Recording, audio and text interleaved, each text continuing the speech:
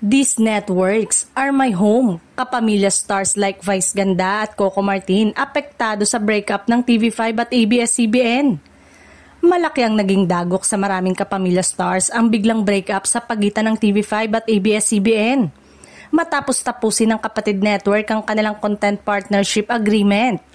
Ilang bigating personalidad ng kapamilya network kabilang sina Vice Ganda at Coco Martin ang naghayag ng kanilang saloobin tungkol sa sitwasyon.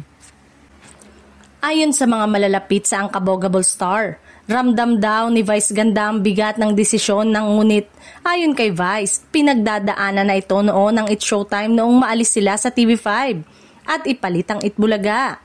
Bagamat patuloy pa rin ang programa sa iba't ibang platform, hindi raw maikakaila na malaking tahanan ng TV5 para sa kanila noong mga panahong dumaraan ng ABS-CBN sa matinding pagsubok. These networks are my home, ang pahayag umano ni Vice sa pribadong usapan. Bilang pasasalamat sa TV5 at bilang pagpapakita ng loyalty sa ABS-CBN. Samantala, apektado rin si Coco Martin na naglabas ng kanyang primetime series na FPJ Batang Quiapo sa TV5.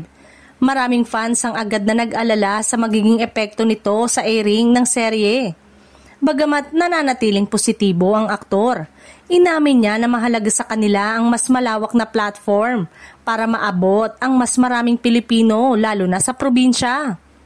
Sa kabila ng takot at pangamba ng fans, nananatiling matatag ang mga kapamilya stars.